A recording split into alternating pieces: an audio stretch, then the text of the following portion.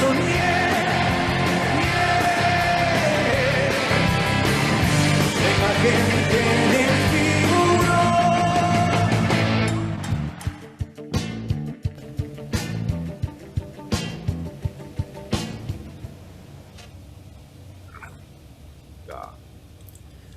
Bienvenidos todas y todas a un programa más de Frente Radiosa, un espacio comprometido con agitar la política. Mi nombre es Gonzalo Criollo y esta tarde me acompaña en la conducción Rodrigo Iturriza. ¿Cómo estás, Rodrigo? Un gusto compartir micrófonos esta lluviosa tarde. Hola Gonza, ¿cómo estás? Muy contento de estar una vez más en Frente Radiosa, en un nuevo programa del ciclo sobre política internacional. Aprovecho para saludar a toda la audiencia de Radio Pichincha a través del dial 95.3 FM y 94.5 para el noroccidente de la provincia. Hoy es lunes 11 de octubre de 2021 e iniciamos Frente Radiosa porque, como decimos, la política no es karma sino democracia, hablamos de frente. Les recordamos que esta es una coproducción del Foro de los Comunes y el Registro Aurora. Pueden seguirnos también en nuestras redes sociales y plataformas digitales, Facebook, Twitter, Instagram, Spotify y YouTube como Frente Radiosa. Agradecemos a Línea Dura, medio de comunicación digital ubicado en Nueva Jersey, quienes retransmiten Frente Radiosa para la comunidad migrante en Estados Unidos, a Ronnie por la coordinación técnica desde los estudios centrales y a todo el equipo de producción que da vida al programa. Esta tarde, en el marco de un mundo aún convulsionado por la revelación de los papeles de Pandora, quisiéramos conversar un poco más sobre la trama de poder detrás de estas revelaciones, la razón de ser de las famosas cuentas offshore y la relación de la fuga de capitales con la desigualdad en la región.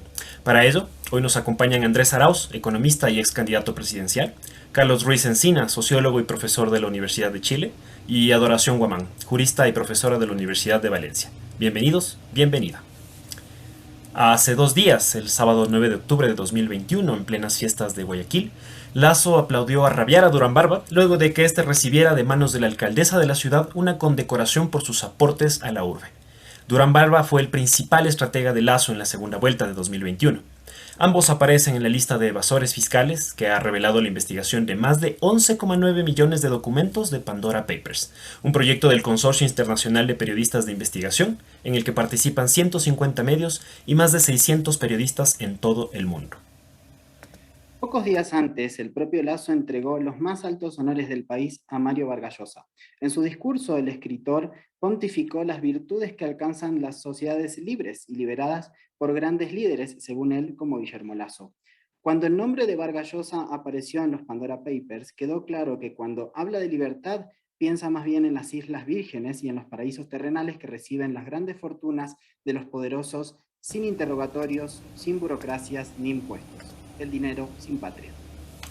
El exótico triángulo entre un presidente ex banquero, un estratega político buró de Macri y un premio Nobel de literatura solo es una pequeña muestra de este complejo entramado que forja el alto mundo empresarial. Los ricos entre los ricos, para mover el dinero a lo largo y ancho del planeta, eludiendo impuestos, blanqueando fortunas y ocultando negocios.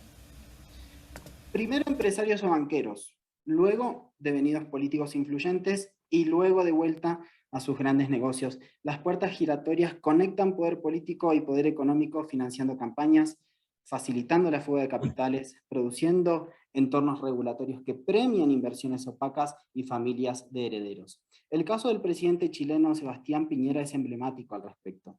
En este sentido, no se trata apenas de la histórica rebeldía antiimpuestos de las élites, sino de toda una infraestructura de poder global que favorece el dominio de los grandes capitales sobre la economía real, que asegura el movimiento opaco de las grandes fortunas entre fronteras y que las blinda de devolver a las sociedades todo lo que de ellas han obtenido. Entonces, estados fragilizados, competencia política en cancha inclinada, riquezas absurdas son el resultado de estas redes de poder económico que erosionan todo compromiso de la democracia con la igualdad. Ante esto surgen las siguientes preguntas y es ¿cómo operan estos paraísos fiscales desde América Latina? ¿Por qué las figuras políticas de las derechas lucen tan comprometidas con estos esquemas de poder financiero? ¿Es la captura del Estado un recurso para blindar estas fortunas fugadas? ¿Y cómo impactan en la desigualdad los paraísos fiscales? De esto y más hablaremos esta tarde en Frente Radiosa. Bienvenidos y bienvenidas. Muchas gracias a todos.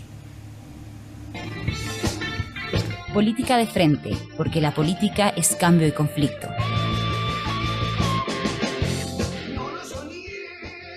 Radio Pichincha.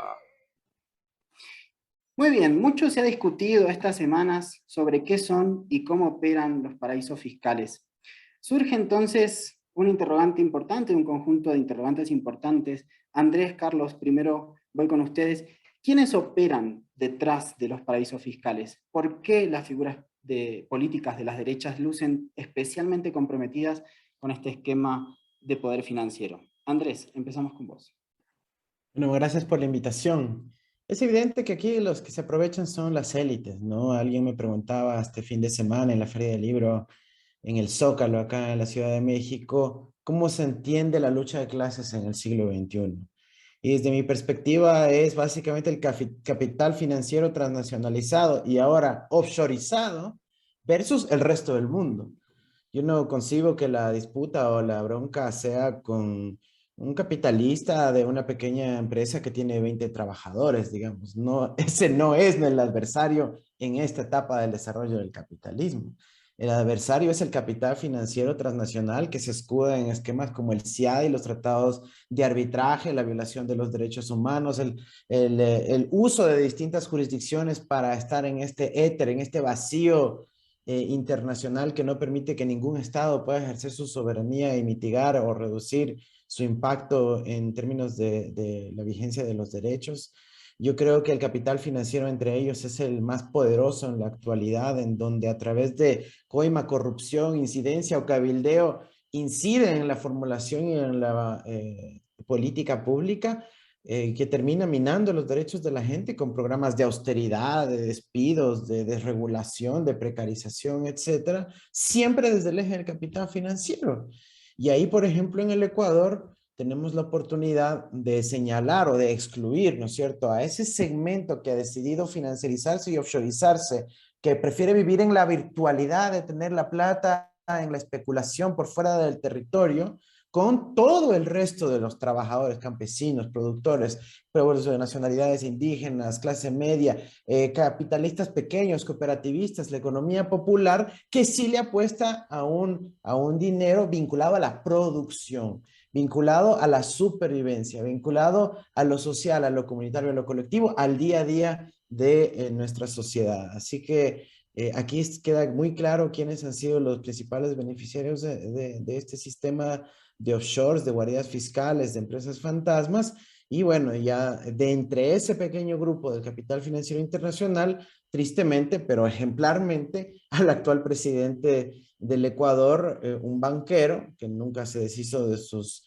propiedades en el exterior y que sigue ejerciendo el poder público en la presidencia de la República sin respetar la ley. Sin respetar la ley, con faltas de ética, con faltas de legitimidad y con falta de, digamos, la posibilidad de seguir atrayendo recursos al país porque pues, es el primero en incumplir el mandato, ¿no es cierto? Que es, si uno cree en su gobierno, si uno cree en el país, debe ser el primero en tener su dinero acá y esa parte está ausente, con lo cual se confirma un modelo extractivo de recursos, de despojo, de financiarización y de expolio en general a la ciudadanía. Muchas gracias, Andrés. Entonces queda esta idea, ¿no?, del poder detrás del poder, ¿no?, de cuál es el sector que en este momento de la historia detenta las más altas esferas del poder y cómo operan detrás. Pero en este caso pareciera ser que el poder detrás del poder es la primera cara, ¿no?, de la jefatura del Estado en este caso. Algo parecido de lo que se ha denunciado en el caso de Chile. En este sentido, Carlos, voy con vos ahora para profundizar un poco más en este interrogante que lanzábamos. ¿Quiénes operan tras los paraísos fiscales y por qué las derechas y las élites, ¿no?, que son dos categorías distintas, están especialmente preocupadas por defender este esquema de poder financiero? Mira, tratando de empalmar un poco con lo que decía recién Andrés, es un tipo de empresariado que no crea valor, por decirlo de alguna manera, ¿no? Y que especula con una economía que se diferencia de lo que ellos mismos llaman economía real, digamos, ¿no? Que es la que la gente puede tocar para ver si lo podemos traducir y no hablar en términos muy técnicos. Pero Piñera es una figura emblemática del ascenso de una fortuna muy rápida. No es las viejas fortunas oligárquicas, ¿no?, que tampoco la estoy defendiendo, pero es distinta. que incluso crea mucha sospecha incluso en propios sectores del empresariado, paréntesis. Yo creo que aquí en esta ola que se le viene ahora encima política va a haber mucho de venganza también de los propios sectores de derecha, incluidos empresariales, quiero decir.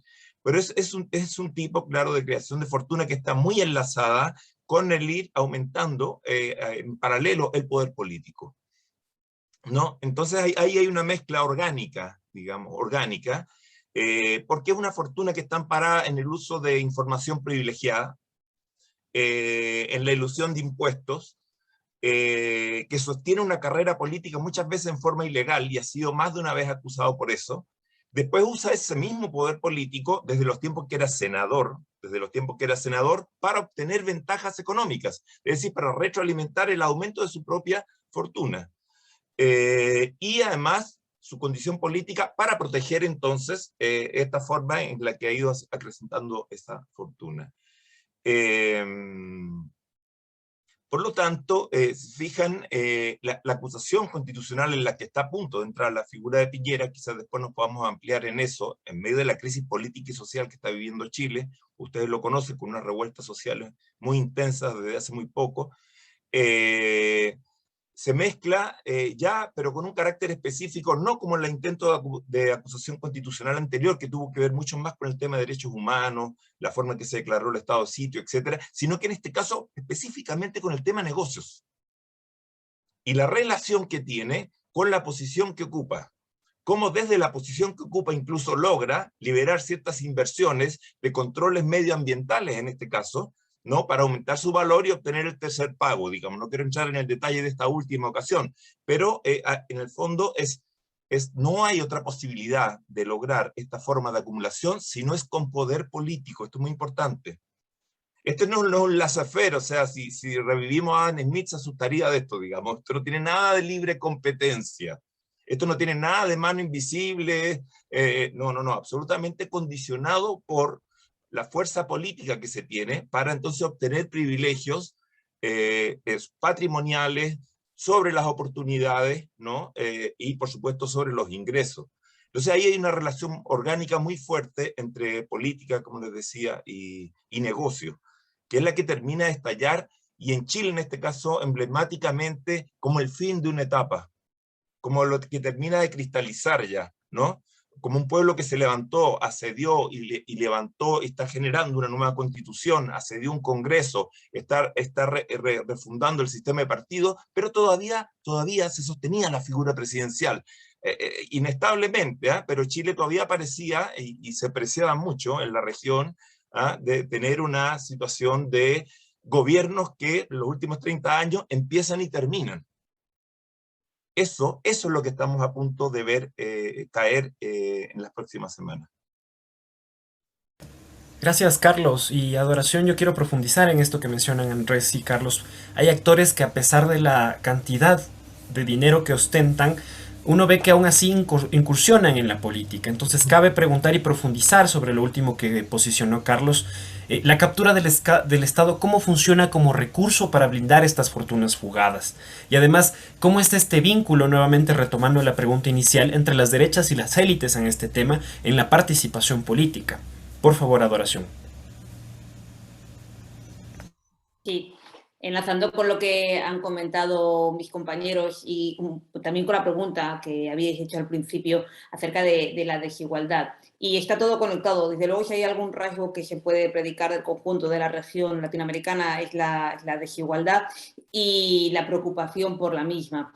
Y esta desigualdad se sostiene fundamentalmente por el crecimiento de lo que Andrés decía, del capital financiero transnacionalizado, que está ejerciendo lo que le podemos llamar el autoritarismo de mercado y capturando a los gobiernos. Y captura a los gobiernos para poder blindarse, para poder desarrollar lo que le llamamos lex mercatoria y mediante otro instrumento que es el lawfare, y estoy intentando integrar un poco todos los ejes de dominación que estamos estudiando y que estamos afirmando que existen últimamente, pues el capital transnacionalizado se blinda y le permite esta acumulación acelerada, una acumulación a base de extractivismo, a base de vulneración de derechos humanos, esta acumulación por disposición, pero también acumulación por omisión. Entonces vamos a ver cómo el capital transnacionalizado captura a los estados para que tener los instrumentos suficientes para acumular por disposición y acumular por omisión. Y ahora entraré en eso un momento, pero la cuestión fundamental es, priorizando tu pregunta, es el tema de la captura, que afortunadamente estamos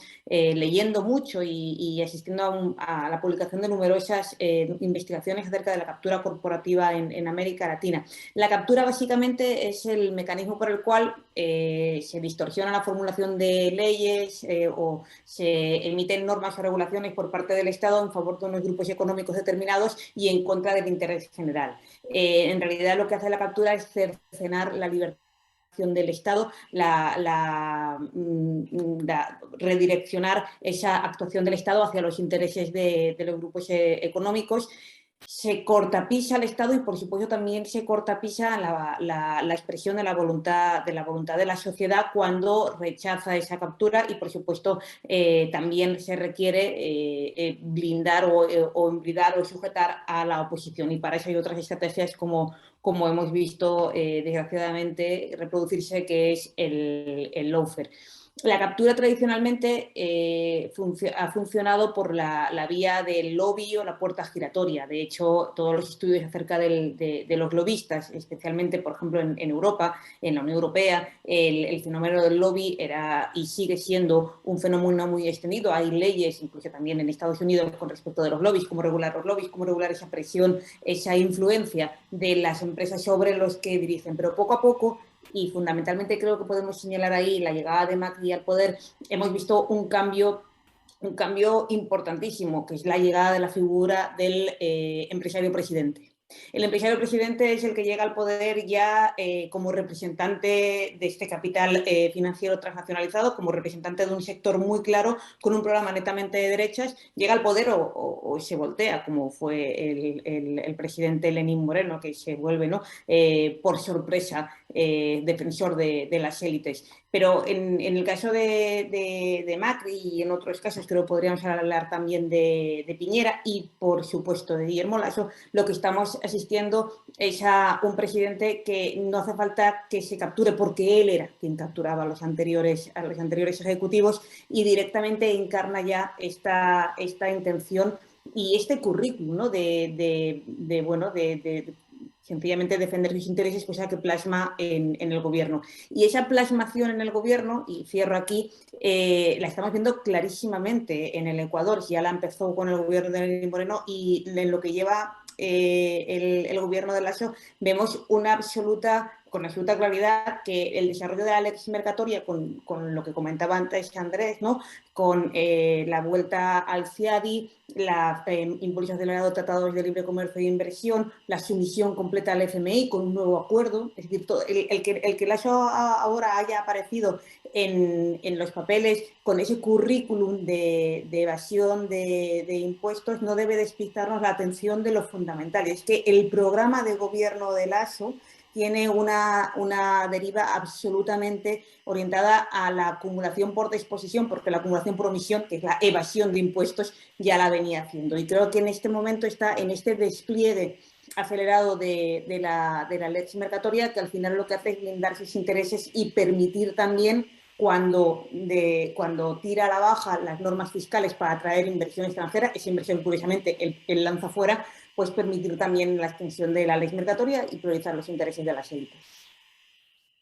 Muchas gracias, Adoración. Súper interesante lo que decís, especialmente al respecto de esta cuestión del empresario presidente, ¿no? O sea, uno puede partir de la idea de que el poder, o sea, los que verdaderamente ostentan el poder, tratan de capturar, pero no tratan de exponerse para justamente tener más posibilidades de reproducir sus condiciones de acumulación de poder, etc. Pero acá estamos viendo, con el ejemplo de Macri, con el ejemplo de Piñera, con el ejemplo de Lasso, a los mismos, ¿sí?, que forman parte de esas estructuras de poder, exponerse al ojo público al momento de candidatizarse y ocupar la máxima magistratura de los estados. Entonces, ¿por qué crees que pasa esto? ¿Por qué crees que la élite tuvo que tomar la decisión en este momento, ¿no? Si es que antes hubo solamente procesos de captura, ¿por qué ahora la élite dice como necesitamos exponernos, vamos a ocupar la primera magistratura de los estados?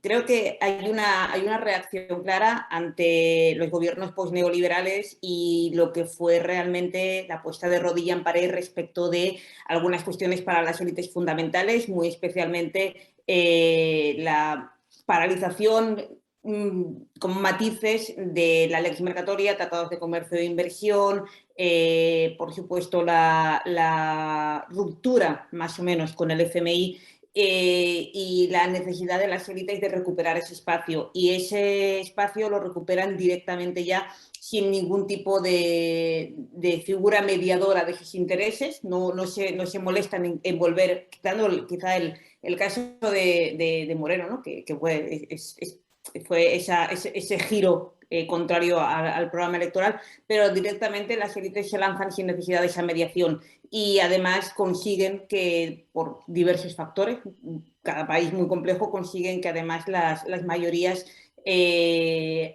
acepten su programa electoral. Y aquí es muy importante tener en cuenta, y esto lo hemos vivido muy de cerca, que la cuestión del lawfare ha influido dramáticamente en que estos presidentes y empresarios hayan llegado al poder, porque normalmente jugaban con la cancha inclinada a su favor y sin tener delante pues fuerzas políticas que realmente estaban participando con todos los derechos garantizados. Creo que ha habido, ¿no?, una imbricación de determinados factores y que la figura del empresario presidente ha llegado al poder con muchas cartas a su favor pergeñadas durante mucho tiempo.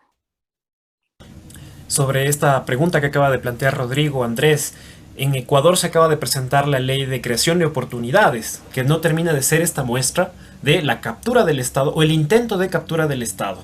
En medio de eso hay toda una disputa dentro del legislativo, dentro de la asamblea, que no obstante plantea ya la hoja de ruta por la que pretende operar Lasso, y en donde, claro, a partir del debate de los Pandora Papers surgió la discusión de puntos en la ley que permitían justamente la repatriación de capitales de estas cuentas offshore también, con beneficios precisamente para los evasores. Quisiera escuchar también tus comentarios a partir de esta situación, sobre tus reflexiones sobre este punto. Bueno, quizás antes de entrar a analizar la ley de oportunidades, solo una pequeña réplica, adoración sobre Moreno. Y es que tal vez él como tal no era el mega empresario, pero analiza a su ministro de Finanzas. Antes de ser ministro era presidente del Comité Empresarial Ecuatoriano. Y el de Trabajo. Sí, el Ministerio del Trabajo, y luego al que le sucedió en el Ministerio de Economía también, un banquero conocido, etcétera. Entonces, digamos, sí había una relación profunda con sectores empresariales directamente representados en el Ejecutivo y también, digamos, visibilizados en la alianza de cogobierno con el propio Guillermo Lasso. Y no se el cambio, Andrés, fue el cómo llegas al poder directamente. Sí, eso sí es, digamos, muy particular, aunque ahí va a mencionar la característica, entre comillas, de empresario de Lenín Moreno, por también tener cuentas offshore él, ¿no? Así que empresario offshore también resulta siendo Lenín Moreno.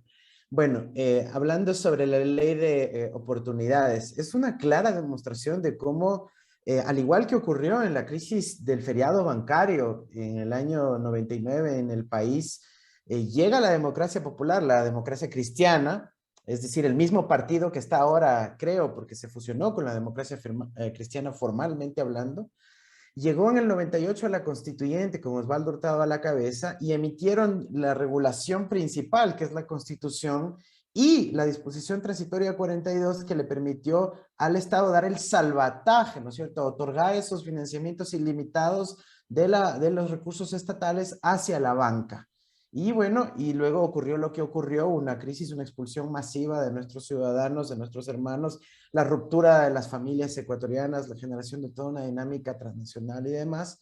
Y luego, ahora tenemos nuevamente a ese mismo grupo de poder en el ejercicio de la administración pública. ¿Y a qué vienen? A hacer lo mismo que hicieron en el 99. Meten una ley de oportunidades que busca específicamente desregular los pocos controles que aún existen al capital financiero internacional, desregular los temas de banca central, de flujos que salen al exterior, han disminuido los impuestos a la salida de divisas, han vuelto a poner el mundo del arbitraje sobre la mesa para que puedan enjuiciar al Estado, han creado esta privatización de la justicia con el decreto 165 que permite que la compra pública se resuelva en las cámaras de comercio de las ciudades de Quito, Guayaquil y no en los estamentos de la justicia. Han permitido con esta ley la eliminación o buscan permitir la eliminación del impuesto a la ley de herencias que vemos que afecta directamente a Lazo y su familia y obviamente la parte más grosera de todas, que es el artículo 91 de la Ley de Oportunidades que crea el impuesto a la regularización de los activos escondidos en el exterior. Que dice ahí en su artículo principal que el dinero que no ha pagado impuestos en el pasado, que no ha sido declarado en el SRI, pues simplemente con pagar una pequeña multa del 5% obtiene impunidad. El SRI no le puede investigar, no le puede sancionar, no le puede multar y la Fiscalía no puede estudiar ningún delito relacionado a esos recursos.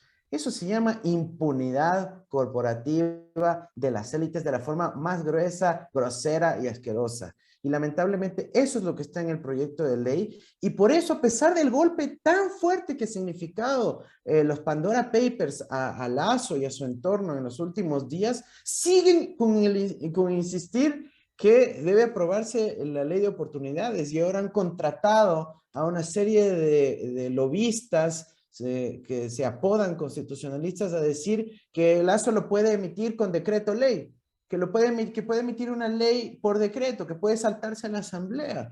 Y están insistiendo en ese punto. Entonces, ahí se puede ver su voracidad, sus hambres atrasadas, por lo menos desde el feriado bancario, para nuevamente desfalcar al Estado ecuatoriano.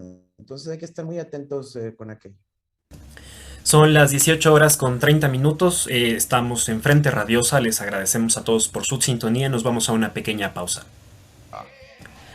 18 horas con 33 minutos, 18 horas con 33 minutos. Usted sintoniza Frente Radiosa en esta lluviosa tarde en Quito. Gracias por acompañarnos en nuestro programa Paraísos de la Derecha, Miserias de la Democracia. A nuestros panelistas y a nuestros radioescuchas quiero proponerles un ejercicio. Imaginemos que un hada madrina llega y nos ofrece $1 por cada segundo que transcurre. Pasarían 32 años hasta llegar a los $1.000 millones. Si gastamos $1.000 diarios, pasarían 27 años hasta agotar todo. Solo Sebastián Piñera y su familia acumulan casi $3.000 millones, incluyendo sociedades anónimas. A esto cabe decir, la extrema concentración de riqueza suele ser un problema para construir sociedades con equidad social y por tanto para garantizar derechos fundamentales. Sobre esto quiero preguntarte, Carlos, ¿cómo impactan en la desigualdad social y en la democracia la existencia de paraísos fiscales? ¿Cómo salir de este esquema de democracias financiarizadas? Yo antes quisiera tocar un punto parecido a como entró Andrés, porque me gustaría recordar también que antes del gobierno de Piñera, en el gobierno que lo precede, de una presidenta socialista, el ministro de Hacienda es un exdirector del FMI. Entonces, yo creo que ya la figura del empresario presidente es la consumación, pero creo que a veces el exceso no nos puede ocultar las esencias, digamos. Y no siempre se llega a ese exceso, y de todas maneras, esto que, por lo menos en el caso chileno, yo no hablaría de posneoliberalismo, digamos, nosotros vamos a cumplir prácticamente 50 años, como prácticamente ninguna sociedad en el mundo, fuimos los conejillos de India de esta historia. Les quería relatar un poco cómo opera esta cuestión en otro tipo de mecanismo, porque me parece que hay que preverlo hacia afuera. En Chile hay dos ciclos de privatización. El primero es el desmontaje y el remate y el saqueo de las grandes prótesis desarrollistas, las empresas, las líneas aéreas, las telecomunicaciones, etc. Eso es más o menos común a todas las experiencias, solo que en el caso chileno es más o menos 15 años antes. Nosotros eso lo hacemos el año 75 en adelante, ¿no? Cuando desembarcan los Chicago Boys. Pero hay una segunda ola de privatizaciones que en Chile es muy fuerte, y si no, no se entiende la revuelta social en Chile hoy, y no es común al resto del mundo en general, que es la privatización de los servicios sociales. Y eso es bien distinto. Porque, entonces, aquí es donde viene quizás una vulgata, donde muchas veces creo que la propia izquierda ha patinado. Solíamos creer que a más neoliberalismo, menos Estado, y nos terminamos encontrando con un neoliberalismo que no respira ni 2 segundos sin el Estado. Pero lo que pasa es que es otro Estado. Entonces aquí entonces entremos en detalle qué es lo que se captura. Y aquí me interesa plantearles esto. a quienes me acompañan en el panel. Sucede que en los últimos 30 años, o sea, voy a entrar en el periodo que ya es post-Pinochet, ¿ya? Porque aquí lo que está ya, como dice la consigna popular, no son 30 pesos, son 30 años, es quien paga la factura post-Pinochet. La de Pinochet ya está clara. ¿Quién paga la que sigue? Que son 3 décadas. Entonces, ¿qué es lo que pasa? En estas 3 décadas, el gasto social en educación y en salud crece uno 6 veces y el otro 7 veces. Pero no se reconstruyen los viejos sistemas de protección social. Lo que hacen es subvencionar, como ellos dicen, a la demanda. Es decir, emitir voucher. Hay una subvención estatal a la acumulación privada, ¿no? Entonces se concesionan ciertas patologías, las ganan las clínicas privadas y se atienden con dinero estatal. Lo mismo ocurre con la famosa gratuidad. Entonces no se entiende, el otro día me preguntaba una colega brasileña, ¿por qué los estudiantes chilenos luchaban contra el lucro? Cuando yo le digo cuánto cobran las empresas estatales, $480 mensuales, por estudiar ciencias sociales, en las empresas estatales estoy hablando, en las universidades estatales, la Universidad de Chile incluso, para ser más claro, ¿no? Empezamos a entender qué es lo que es esto. Entonces, y todo esto con subsidio estatal. Es decir, con un voucher que les permite a esos estudiantes entonces usar créditos que se llaman con aval del Estado. Si cae en cesación de pago, ese estudiante, el Estado cubre y protege al banco del riesgo, comillas, que tomó. O sea, ya esto no es Adam Smith, ni Schumpeter, aquí no cabe nadie. Entonces, esto es absolutamente, entonces, claro, ¿qué es lo que estamos? Estamos en una colonización estatal, ¿no? Absolutamente, que incluso termina restringiendo los procesos de competencia, ¿no? Aquí el nivel de oligopolización que hay en Chile, o sea, que está detrás de ese nivel de concentración, es feroz, ¿no? Incluso no permite que funcionen, creo por ahí lo decía Andrés, las famosas pymes, ¿no? Aquí en Chile no tienen por dónde meterse, la pequeña y mediana empresa, por el nivel absoluto de oligopolización que hay en todas las líneas, ¿no? Entonces es una situación de concentración. Nosotros tenemos uno de los Gini peores de la región, ustedes lo saben, ¿no? Y se supone que somos una de las sociedades más abiertas y competitivas. Entonces ahí hay mucho de mito en ese ideologismo. Me parece a mí que es muy importante, porque el Estado entonces subsidia un nivel de acumulación privada tremendo, insisto, en los sistemas de protección social incluso. Entonces ya no los privatiza, lo que hace es concesionarlos, porque ya no se puede decir privatizar, porque es una palabra del tiempo de Pinochet. ¿Qué se hace ahora? Se concesiona. ¿Quién lo hace? Gobiernos, comillas, que se autodenominaron por mucho tiempo en Chile progresistas, ¿no? Y que tenían ministros de Hacienda que eran directores del Banco Mundial, ¿no? Disculpa, del FMI, ¿no? Ya, entonces, ya, claro, Piñera es la consumación, ya Piñera es, ya es jonrón de esto, ya, ¿no? La votó, ¿no? Gracias, Carlos. Creo que has planteado un tema sumamente interesante, y es que todo este esquema de paraísos fiscales, de sistemas de desprotección neoliberal, no facultan, y voy a tomar palabras que antes se mencionaron, un capitalismo desarrollista. Y este es un tema clave también para la desigualdad social. Adoración, quisiera escuchar tus apreciaciones sobre esto. ¿Cómo impacta en la desigualdad social la existencia de paraísos fiscales y cómo salir de estas democracias financiarizadas?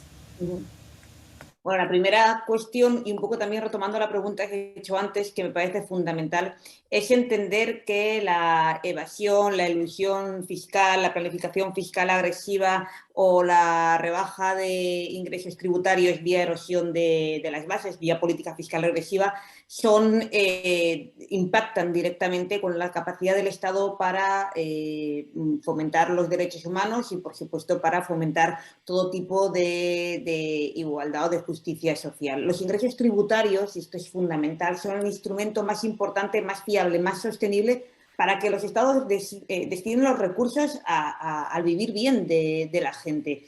La tributación juega un papel fundamental. Por un lado, genera esos recursos para que tengamos derechos para todo, y no estoy hablando de los derechos sociales, estoy hablando de los derechos en general, civiles, políticos, sociales, económicos, culturales, por supuesto ambientales. Además, hay una línea muy interesante respecto de la conexión entre estas fugas fiscales vía omisión, vía elusión o evasión, y estas regresiones fiscales y lo que es el impacto en las mujeres y en las niñas, el impacto de género, por ese impacto en los servicios sociales. Además, la tributación juega un papel fundamental en el fortalecimiento de gobernabilidad, en esa generación de confianza hacia los inversores que tanto se les llena la boca a estos gobernantes empresarios, pero que en realidad luego son los primeros que no confían en ellos porque sacan su plata del país. Lo que está claro es que desde que empezó a hablarse de la Agenda de Desarrollo Sostenible, de la 2030, de los ODS, la fiscalidad se ha situado en el ámbito del discurso internacional, con compromisos, por cierto, firmados por Ecuador y Chile. La fiscalidad se ha situado en el medio y tampoco es algo novedoso. Si miramos la Declaración Universal de Derechos Humanos o sobre todo el PIDES, los estados tienen la obligación de no regresividad y de progresividad en la realización de derechos, y algunas decisiones de distintos comités han afirmado que cualquier tipo de política que permita la evasión fiscal o que permita la planificación fiscal agresiva o que permita estas políticas mal llamadas de austeridad que restrinjan la tributación, pues son políticas que no concuerdan ni con el objetivo de desarrollo ni con la protección adecuada de los derechos humanos. Por tanto, las consecuencias de no recaudar son absolutamente nocivas para el país. Y este es el problema, que cuando hay una persona que evade impuestos, esta evasión está afectando más a todas, desde la primera hasta la última persona del país. Si además esta persona es el presidente del gobierno, que es el que debería de cumplir a cabalidad con todas las obligaciones internacionales, nacionales, etcétera, pues estamos ante una situación que yo no puedo calificar de otra manera que no sea una situación obscena, poco ética y desde luego inmoral. Más allá y se ha venido comentando todas estas semanas, más allá de las consecuencias jurídicas, creo que hay una consecuencia que debe de notarse ya, que es la indignación. Que es la indignación de un pueblo que ve como su presidente se comporta efectivamente como un empresario que se dedica a sacar el dinero del país en vez de trabajar para mejorar el país. ¿Cómo salimos de aquí? Bueno, yo creo que esta es la pregunta del millón, y si yo tuviera la solución, pues bueno, no que igual estaríamos hablando en otro sitio y construyendo un país distinto. Pero yo creo que es importante el trabajo que están haciendo los compañeros y compañeras en cuanto a exigir responsabilidades jurídicas, pero hay una responsabilidad política que debe partir de la indignación social, que debe partir de la movilización social, que debe partir de que exijamos como pueblo el que no nos gobiernen personas que no tienen ni la entereza moral ni ética, ni desde luego tienen como objetivo el buen vivir de la gente, sino seguir acumulando por despresión y por omisión. Yo creo que la salida está más por la indignación y por la organización de poder popular que únicamente por la vía jurídica, porque no nos olvidemos que, y está demostrado, parece que el sistema jurídico también lo tiene capturado. Muchas gracias, Adoración, súper interesante. Y respecto de esta última parte de tu intervención, me gustaría profundizar un poco más, porque de hecho hace poco también tuvimos Panama Papers, ¿no? Y podríamos conversar largo y tendido sobre qué efectos o no efectos tuvo, en definitiva, esa primera revelación. Entonces, en ese sentido, nuestra pregunta en este momento, después de haber analizado todas estas aristas, es ¿y ahora qué? ¿No? Y en ese ahora qué, en sistemas republicanos, los representantes del pueblo tienen que rendir cuentas de sus acciones, más aún si se sospecha de actividades que son ilegales y o ilegítimas. En ese marco, Andrés, voy con vos ahora. ¿Lasso y Piñera enfrentan escenarios institucionales similares para las investigaciones sobre sus Pandora Papers, y sabiendo que las instituciones hacen frente a poderes fácticos, en definitiva? La pregunta es, ¿la fragilidad de ambos presidentes se verá compensada con la solidaridad de clases de otras grandes fortunas comprometidas también con la evasión fiscal? En suma, ¿resisten las repúblicas? ¿Se activan las repúblicas en este sentido? Andrés. Bueno, es una buena pregunta, ¿no? Pero lo que estamos es luchando para que eso se dé. Los mecanismos de la república se activan cuando la ciudadanía así los demanda.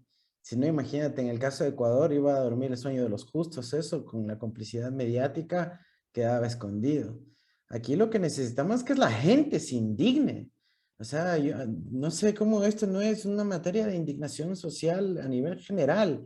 Cuando los microempresarios cobran 2% por las ventas con un inmenso sacrificio, cuando aumentan el precio del combustible todos los meses, hoy también vendrá un nuevo aumento, y no se entiende que hay una conexión directa con el hecho de que ha venido existiendo esta evasión fiscal con mecanismos idénticos a los de Lazo a lo largo de los años, y que lamentablemente solo se pueden descubrir cuando se dan estas megafiltraciones. No entienden que estamos viendo los correos electrónicos de Guillermo Lazo y se atreve a vernos la cara, este hombre. Y solo eso se puede lograr cuando tienen un aparato mediático que cubre, que les da un manto de protección, una impunidad alrededor de la indignación ciudadana. Yo sí apelo a la gente a que por favor nos despertemos. Nos está queriendo ver la cara reiteradamente. El hombre ha hecho ya 3 cadenas nacionales para defenderse de esta acusación sobre su patrimonio. Eso significa, preparar una cadena nacional no se hace en 5 minutos, pues. Eso significa que el hombre ya no está dedicado a gobernar, ya no está dedicado a dar soluciones a la gente. Ya no le preocupa el Ecuador ni sus ciudadanos. Él está preocupado ahí con sus abogados, viendo cómo sigue escondiendo, qué respuestas da, qué evasivas, qué términos utiliza para ver si sapea y se porta inteligentísimo y no podemos detectar cuál es la trampa dentro de su discurso. Entonces eso no es posible, ya no tiene legitimidad para gobernar, él tiene que renunciar, o el pueblo ecuatoriano, a través de las instancias de la República, como la Asamblea y las otras, tiene que destituirlo. No significa que la República actúa con un automatismo, que las instituciones actúan con un automatismo. Aquí es el pueblo indignado el que hace que las instituciones reaccionen. En otros casos, la indignación es alimentada por unos medios de comunicación hegemónicos que se reúnen literalmente a pactar cuál es la agenda de la semana y sobre base de eso incidir en la política pública, pero ahora es la ciudadanía la que tiene que pactar la decisión de poder generar suficiente indignación para que las instituciones actúen, y no lento, sino rápido, y no dándose vueltas, sino directo a la vena. Y eso es lo que esperamos de la Asamblea y la Comisión de Garantías Constitucionales para que actúe lo más pronto posible. La información está disponible, los datos los podemos encontrar con Google, la tecnología nos permite que se democratice la información. Los periodistas entraron a los correos electrónicos de Lazo y sus abogados, no hay nada más que investigar. Apenas hay que convalidar y confirmar la información que está disponible y Lazo tiene que estar fuera del Poder Ejecutivo. Ya luego hablaremos sobre los mecanismos que contempla la República en materia de sucesión, en materia de reemplazo, etcétera. Pero el objetivo aquí es salir con la ética firme, buscando la verdad, y ya que este hombre dé un paso al costado. Gracias, Andrés. Carlos, voy con vos más o menos por la misma vía. Andrés nos comentaba efectivamente que este caso está en manos de la Comisión de Garantías Constitucionales, no así en manos de la Comisión de Fiscalización de la Asamblea Nacional. Eso ha tenido otro camino en el marco de la institucionalidad acá en Ecuador respecto de lo que está pasando con el presidente Lazo.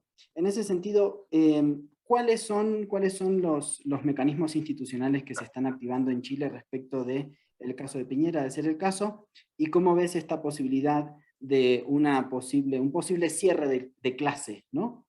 Más allá de los conflictos de las élites, un cierre de clase para sostener a Piñera? Yo creo que hay dos situaciones que en este rato deben ser sus peores pesadillas, digamos. Son 2 escenarios distintos. Uno es la Fiscalía y el otro es el Parlamento. Como les decía, en medio de lo que fue el estallido, la revuelta, después del 18 de octubre acá, que tuvimos, zafó por muy pocos votos de la posibilidad de una acusación constitucional en la Cámara Baja. En este rato, lo que parece es distinto, es que los votos están, y además van a estar con el respaldo incluso de un sector de la derecha. Aquí no creo que esté ese cierre elitario, o sea, al contrario, yo creo que hay mucha gente desgajándose de Piñera, porque ve contaminadas sus posibilidades de reelección. Ese tema se está discutiendo mucho.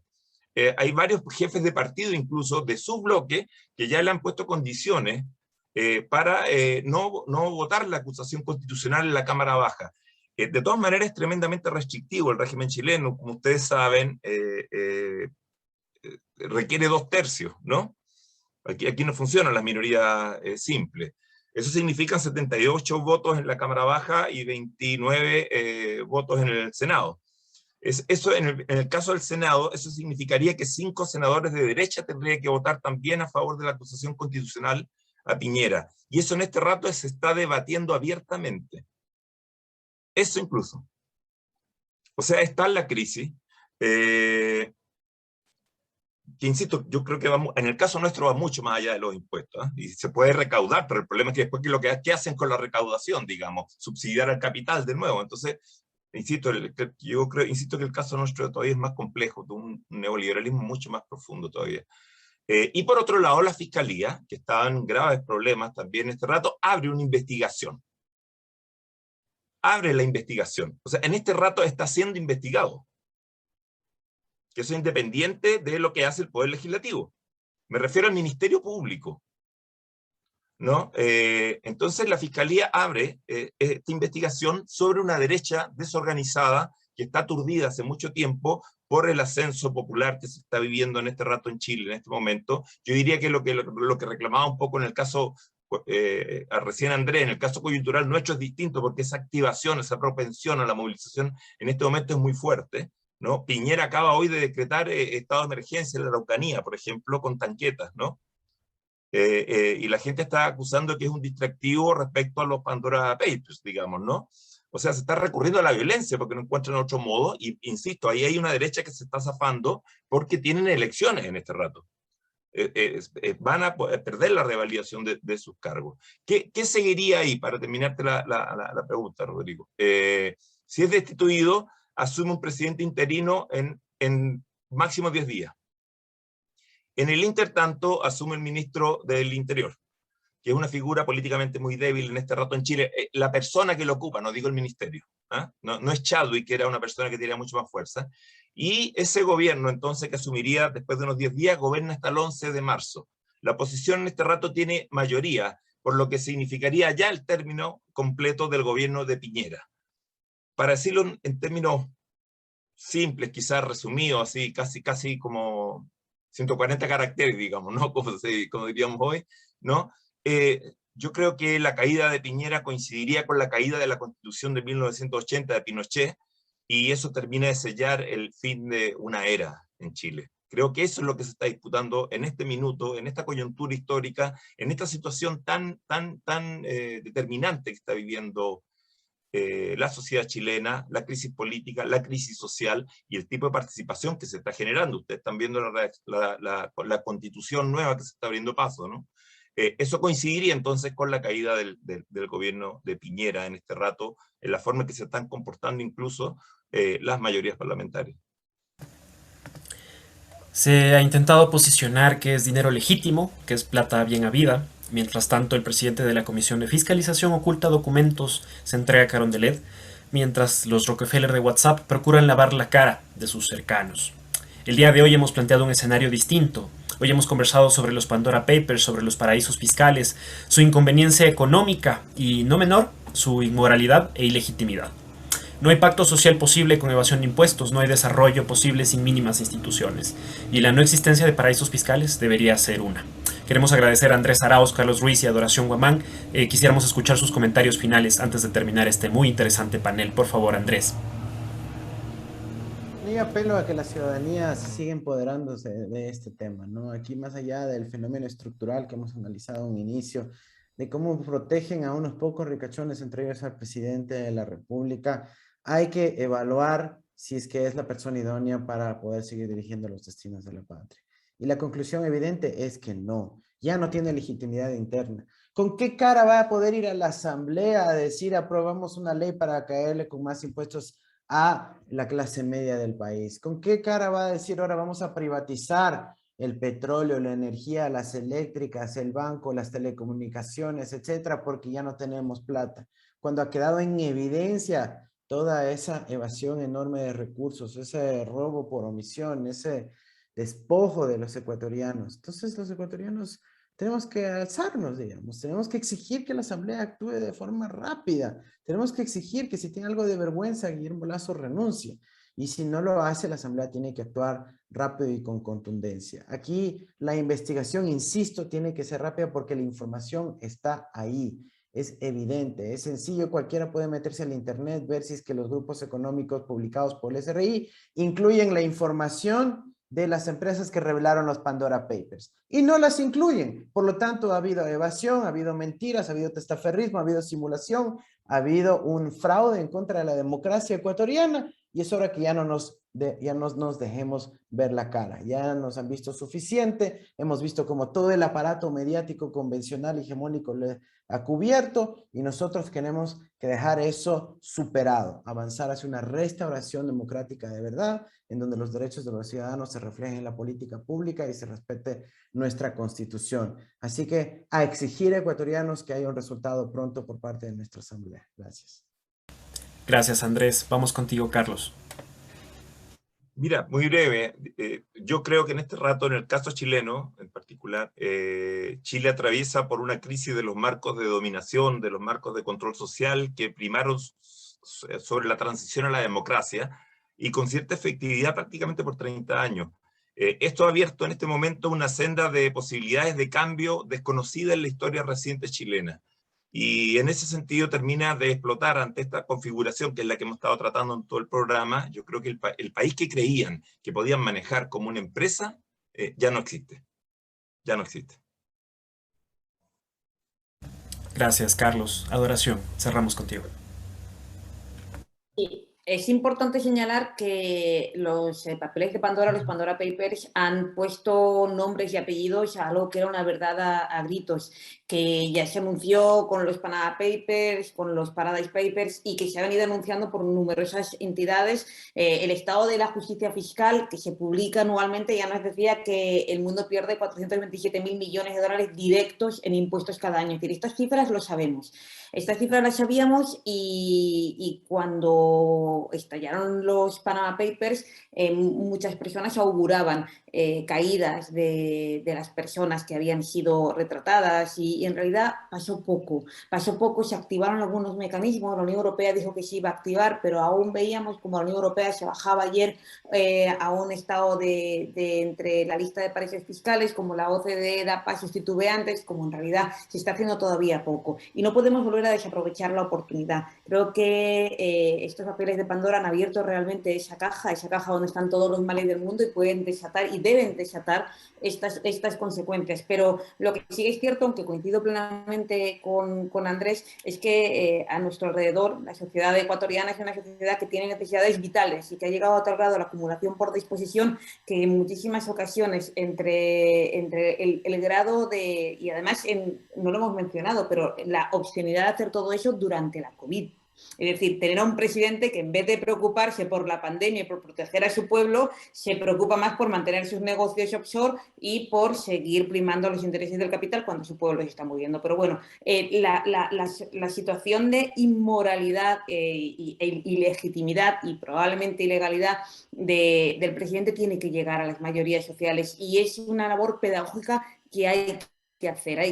Creo que es el momento, utilizando que no vuelva a caer en vano este trabajo de investigación, como creo que pasó un poco con los Panamá, que realmente esto sirva a base de mucha pedagogía, que es precisamente lo que estáis haciendo aquí, ¿no? Y lo que podemos colaborar un poquito, que realmente podamos levantar esa indignación, sortear el blindaje mediático y que todo el mundo haga propio esta indignación que comentábamos y se consiga realmente desalojar del poder a este empresario presidente para volver a lanzar las cartas y a conseguir esa democracia y esa justicia social que necesitamos. Adoración Guamán, Carlos Ruiz y Andrés Arauz nos han acompañado esta tarde. Esto fue Frente Radiosa, porque el conflicto no es karma, sino democracia. Agradecemos a todas y todos. Síganos en compañía en Radio Pichincha. Nos vemos el próximo lunes.